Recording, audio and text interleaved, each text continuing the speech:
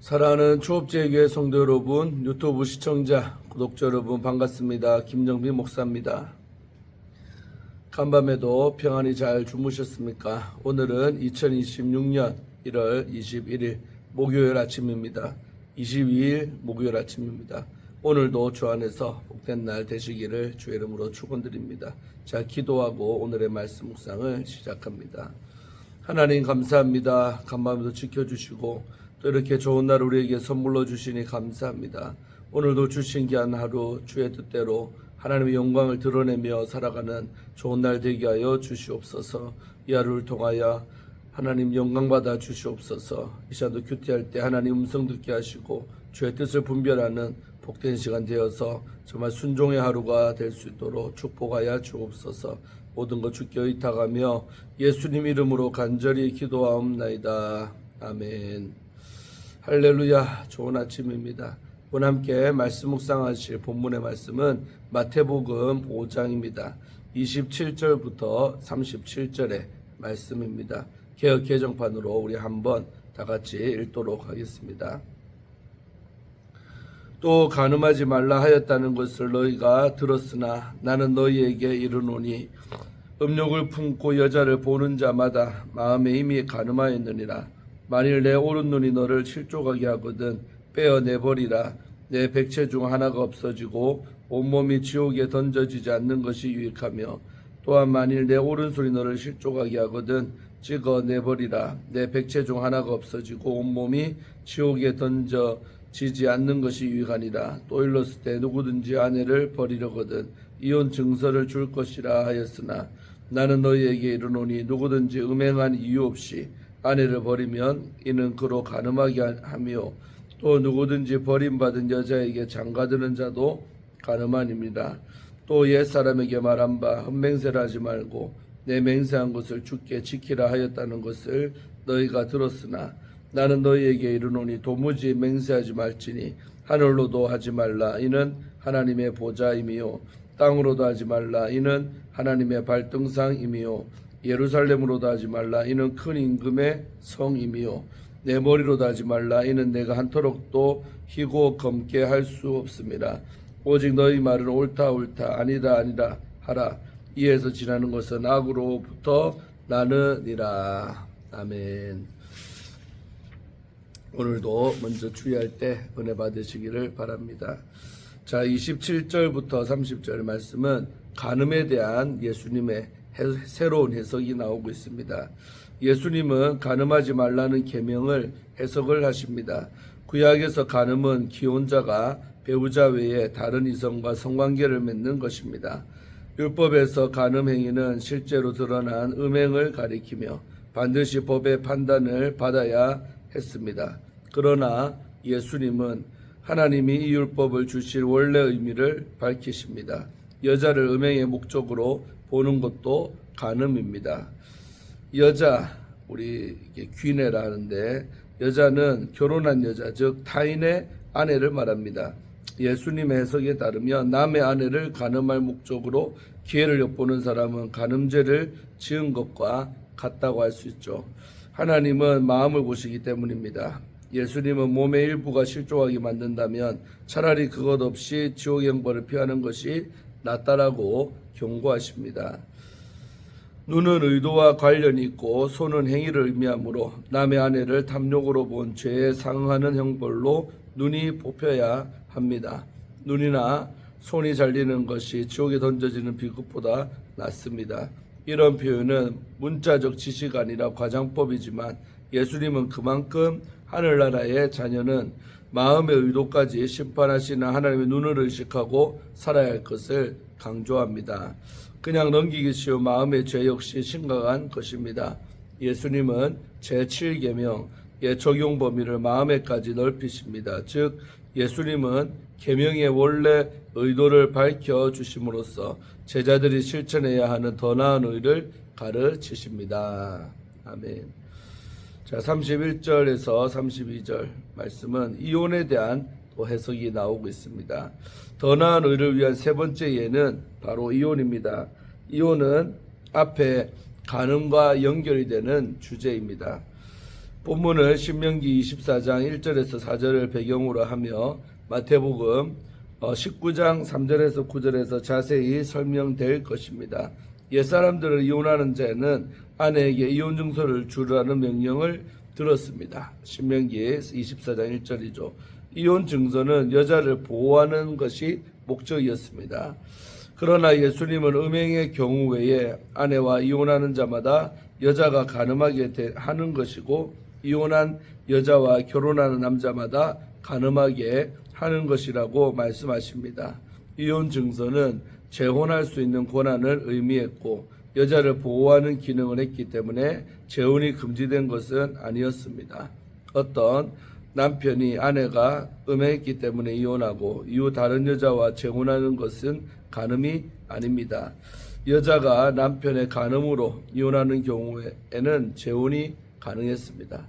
그러나 여자가 음행하지 않았는데도 남편이 이혼하는 경우 이 여자와 결혼하는 남자는 간음한 것이 됩니다. 왜냐하면 음행의 이유가 아닌데도 부부가 이혼하면 하나님의 시각에는 여전히 이 둘이 한 몸이기 때문입니다. 이런 여자와 결혼하는 자는 남의 여자와 사는 것이므로 간음입니다. 예수님은 모세를 통해 규정된 이혼의 율법을 부정하시지는 않았습니다.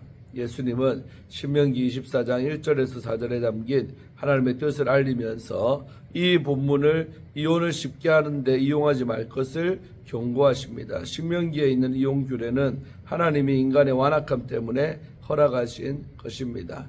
즉 결혼을 만드신 창조주의 원래 의도가 아니지요. 제자들은 마음이 완악한 자들에게 허락하신 법을 지키는 것으로 만족하지 않습니다. 하나님이 원래 의도하신 뜻에 순종함으로써 결혼과 이혼에 대한 규례를 성취합니다. 결혼은 한 남자와 한 여자가 영원한 관계를 이루도록 의도되었으므로 이혼은 하늘나라의 제자들이 선택할 사항이 아닙니다. 하늘나라의 제자는 하나님이 인간을 창조할 때 의도하신 결혼의 목적을 알고 그 의미를 실현해야 합니다. 특히 자신의 욕심 때문에 이혼의 원인을 제공하지 말아야 합니다. 33절에서 37절 말씀은 우리 맹세에 대한 새로운 또 해석이 나옵니다. 율법을 성취하고 더 나은 의를 보여주는 네 번째 예는 바로 맹세입니다. 옛사람들은 거짓 맹세를 하지 말고 맹세한 것을 지켜야 한다라고 배웠습니다. 서원과 맹세는 같은 개념이며 1세기 당시 유대교에서 맹세는 서원 및 서약과 구별되지 않았습니다. 율법은 거짓 맹세를 금했으나 예수님은 맹세 자체를 금지하십니다. 34절 말씀이죠. 맹세는 어떤 사람이나 사물을 수단으로 사용해서 약속하거나 확인하는 방식입니다.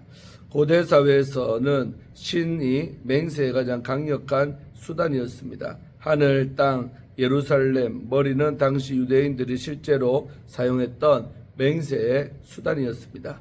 모두 하나님과 관련이 있는 대상이죠. 예수님은 진실을 입증하기 위한 수단으로 하나님과 관련된 것을 사용하지 말도록 명령을 하십니다. 땅도 하나님의 발판으로서 인간이 사용할 수 있는 권한이 없습니다. 35절 말씀이죠. 예루살렘은 위대하신 왕, 하나님의 도시이므로 인간이 사용할 권한이 없습니다. 시편 48편 2절이죠. 자기 머리라고 해서 맹세 사용해서는 안 됩니다. 36절 말씀이죠. 인간은 머리를 걸고 무엇을 맹세할 정도로 능력 있는 존재가 아닙니다. 하늘나라의 새 백성이 진실을 증명한 데는 아니오와 예라는 대답이면 충분한 것입니다. 물론 예수님은 율법을 폐하러 오신 것이 아니므로 율법이 요구하는 맹세를 반대하지 않으십니다. 새 백성은 과거 옛 언약에 백성이 맹세의 수단으로 자신의 진실을 확보해냈던 시도를 하지 말아야 합니다. 율법을 주신 하나님의 의도는 진실한 사람이 되는 것입니다. 진실한 말과 삶이 맹세에 대한 율법을 성취합니다. 더 나은 의는 맹세하는 대상을 사용해 빠져나갈 구멍을 만들지 않는 것입니다. 아니오와 예라는 명확한 표현으로 진실을 실천하는 것이 곧 구약의 율법을 성취하는 것입니다. 한편 맹세하지 말라는 명령을 적용하는데 몇 가지 고려할 점이 있습니다. 첫째로 본문은 일상생활에서 일어난 일을 대상으로 하므로 법정과 같은 공적 영역에서 이 명령을 오용하지 말아야 합니다. 둘째로 맹세에 대한 그 명령을 긍휼과 사랑이라는 주제와 함께 이해해야 합니다. 진실을 말해야 하는 의무는 사람의 생명을 보호하는 방향으로 준수되어야 합니다. 진실은 긍휼과 사랑의 법 아래 놓입니다. 아멘. 예, 우리 주회를 마치고 정결과 신실의 삶으로 부르시는 예수님, 이런 주제를 갖고 함께 묵상할 때 은혜 받으시기를 바랍니다. 오늘 본문에서 예수님은 율법의 형식적 행위가 아닌 마음의 동기와 깊은 내면에 대해서 말씀을 하십니다. 진실한 성도의 삶은 외적 행위가 아닌 하나님을 향한 사랑과 믿음에서 비롯됩니다. 그렇다면 우리는 어떻게 하나님의 백성으로 살아갈 수 있겠습니까? 첫째로 우리는 음욕이 단지 육체적 행위가 아니라 마음의 방향성임을 알아야 합니다. 예수님은 율법에 간음하지 말라는 말씀을 인용하시며 이 계명의 진정한 의미를 마음의 순결로 확장하십니다. 예수님은 여자를 보고 음욕을 품는 자마다 이미 마음에 간음했다라고 말씀하십니다. 여기서 보다는 단순한 시선을 의미하지 않고 반복적이고 의도적인 시선을 의미하며 음욕을 품다는 말은 성적 욕망을 의도적으로 품고 그것을 상상하며 즐기는 상태를 뜻합니다.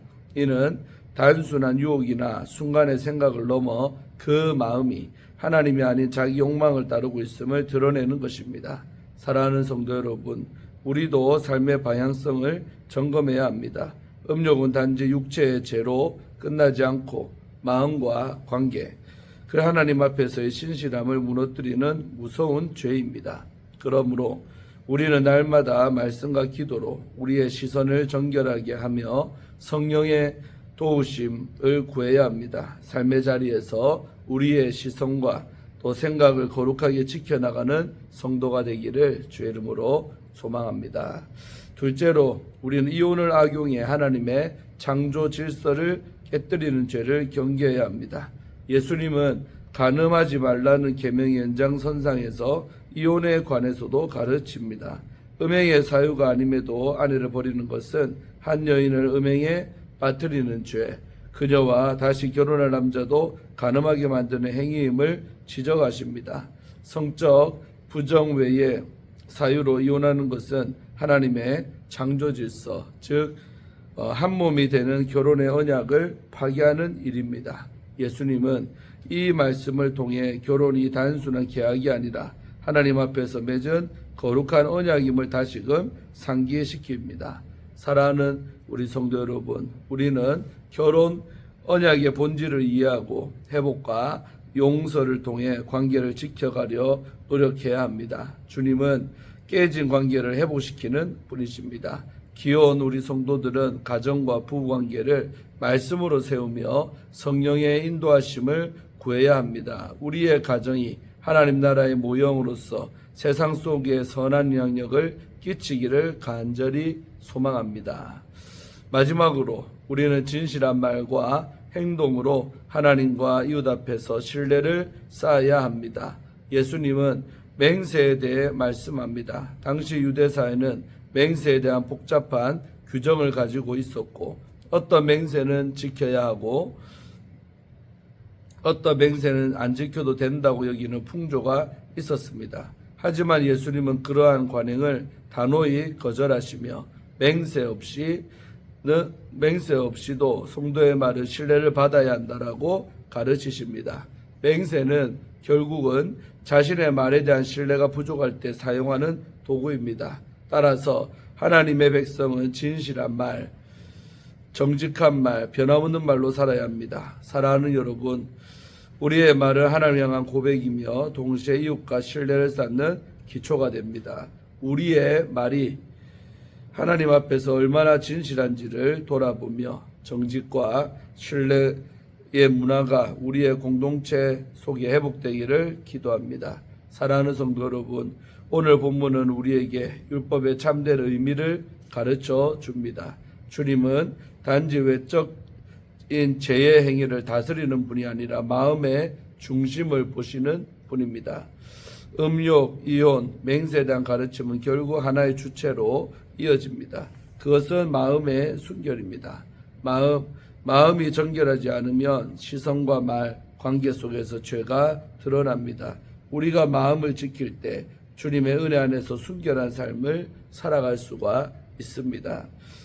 오늘 우리는 우리 안의 음욕을 직면하고 깨어진 관계를 주님 앞에 내어놓으며 정직한 언어를 다시 세우는 자들이 되어야 합니다.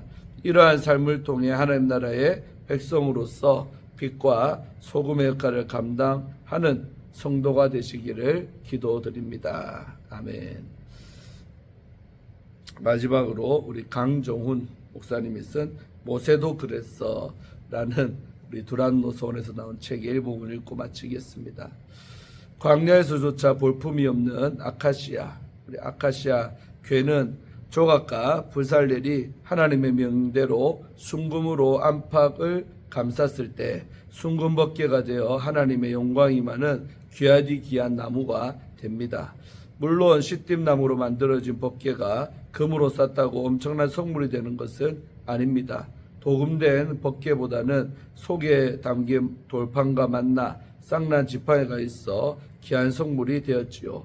훗날 만나와 지팡이는 사라졌고 돌판만 남았습니다. 하나님은 독생자를 연약한 육체로 가리고 세상에 보내셨습니다. 볼품없는 흙수저로 태어나 가난했고 부모 후광도 없고 인정도 받지 못해서 버림받고 배척당하셨습니다. 그래도 연약한 육체 안에 성자 하나님이 계셨습니다. 주어진 일상에 만족하셨고 기뻐하셨습니다. 가시나무처럼 볼품 없으셨지만 하나님은 부활과 승천과 보좌우편의 자리라는 영광의 금으로 입혀 주셨습니다. 그런 것입니다. 그릇의 가치는 그 속에 무엇이 담겨 있느냐는 것에 있습니다. 보기 좋은 그릇이라도 구정물이 들어있으면 내다 버립니다. 귀한 뜻을 부으면 귀한 사람이요 못난 뜻을 부으면 못난 사람입니다. 못생긴 그릇 속에 더 아름다운 영혼이 숨쉴 수가 있습니다. 그럼에도 내면을 중시하며 가꾸어야 할 그리스도인조차 외면을 추구하고 외모지상주의를 따르고 있습니다. 그리스도인들이 가장 갖고 싶어하는 성탄선물 1번이 성형수술 상품권이라면 말해서 무엇하랴. 지금은 거친 들판에 홀로 서 있는 시띤 나무처럼 외롭고 초라할지라도 하나님의 눈에 띄어 다듬어지고 그래서 좋은 법궤가 되어 지성소에 보관될 그 영광의 날을 기대하며 살아가기를. 아멘. 예, 은혜가 되는 마지막 글이었습니다. 예, 제가 기도하고 오늘의 큐티를 마치도록 하겠습니다. 하나님 감사합니다. 오늘도 좋은 하루 허락하시고 또 이 아침에 아버지의 말씀 묵상하며 은혜 받고 또 교훈을 얻게 하심에 감사합니다.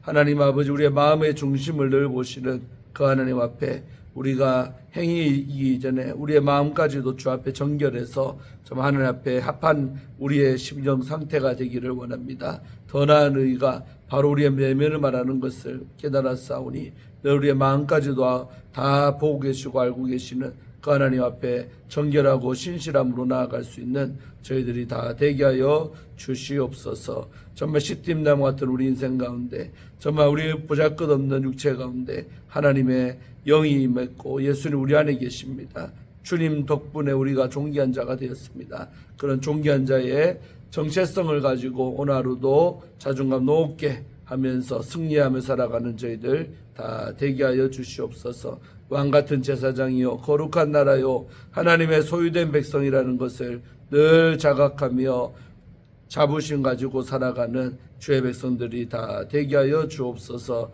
오늘 하루도 주께 모든 것을 의탁하옵고 예수님 이름으로 간절히 기도하옵나이다. 아멘.